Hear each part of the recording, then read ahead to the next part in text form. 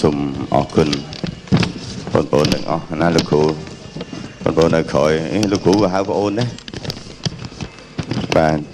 បើយើងពិនិត្យមើលទៅការបង្ហាញជូននេះប្រហែលជាលោកអ្នកគិតថាគឺជាក្បាច់គុណថ្មីមិនដែលឃើញទេមិនអញ្ចឹងណា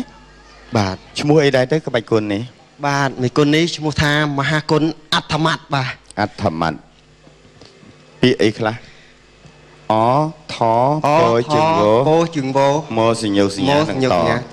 សូមជើញខាងនោះបាទនេះយើងចាចង់ឃើញកូនត្រែមអ្នកបង្ហាញក្បាច់គុណនេះមូលហេតុអីដែលយើងខ្ញុំទាំងពីរអ្នកមិនបានចេញមកជំរាបជូនជាមុនព្រោះថាការរំលឹកគុណគ្រូតូចគ្រូធំគឺជាគ្រឹះមូលដ្ឋាននៃអ្នកហាត់ក្បាច់គុណបុរាណខ្មែរទាំងអស់បើគិតទៅក្បាច់គុណអត្តម័តនេះមានកំណើតពីឆ្នាំណាក្នុងចន្លោះរិជ្ជកាលស្ដេចអង្គណាហើយហេតុអីមិនមានក្បាច់គុណនេះឡើងបាទចំពោះរឿងនេះខ្ញុំសូមជម្រាបលោកស្រីនាងកញ្ញាព្រមទាំងប្រិមិត្តដែលនៅទីនេះឬក៏នៅកែអដ្ឋានក្តីបាទបើសិនជាកូនចៅមានការនិយាយទៅមានពាក្យខ្វះខាតសូមខន្តីអភ័យទោសបាទចំពោះប្រវត្តិក្បាច់គុណនេះគ្មាននរណាអាចដឹងពីកើតនៅឆ្នាំណានោះឡើយបាទប៉ុន្តែចាស់បុរាណគ្រូតូចគ្រូធំកន្លងមកបានបញ្ជាក់ប្រាប់ខ្ញុំថាមេគុណដាវអត្តម័តកើតនៅសម័យព្រះបាទជ័យវរ្ម័នទី2ប៉ុន្តែ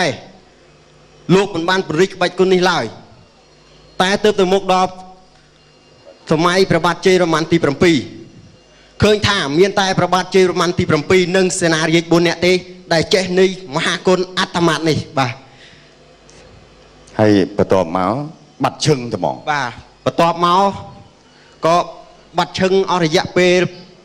ប្រហែលជាយូរដែរបាទឆ្នាំ1202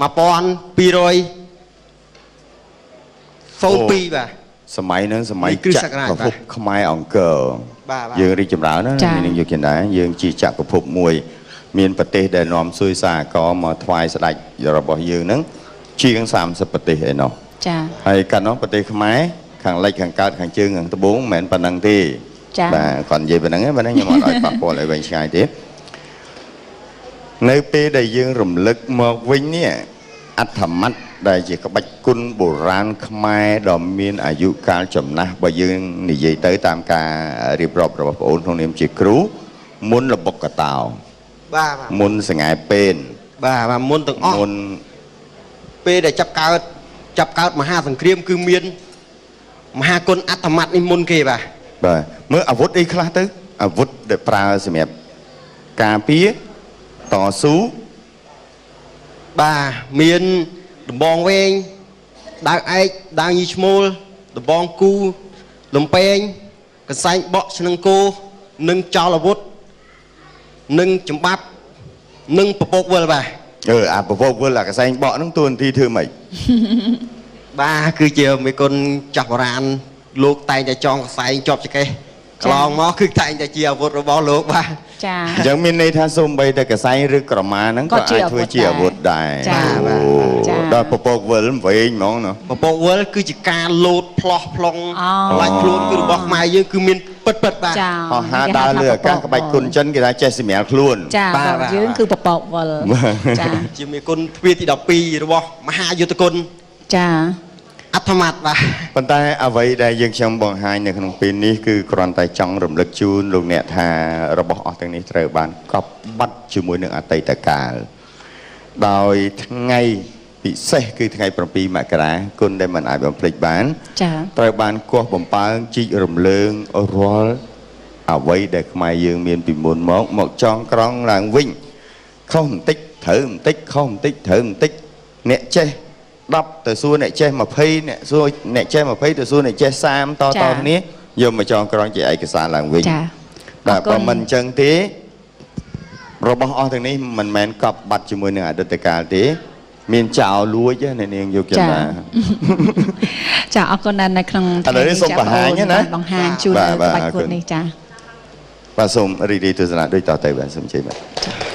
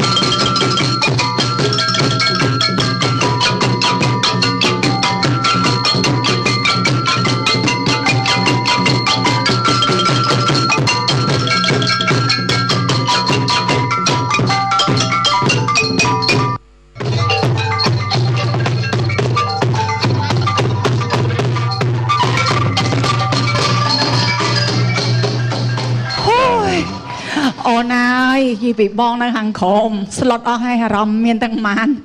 hay mấy phia mà từ 4 buôn nè ចា buôn lang 6 8 12 mai màu cục phia nâng khu mà này ai ចាគ្រូម្នាក់ឯងចា ồ xôm phải đam nha và bạch cun mình men thâm mây đi đòi chấm nè ចា ắt thầm mặt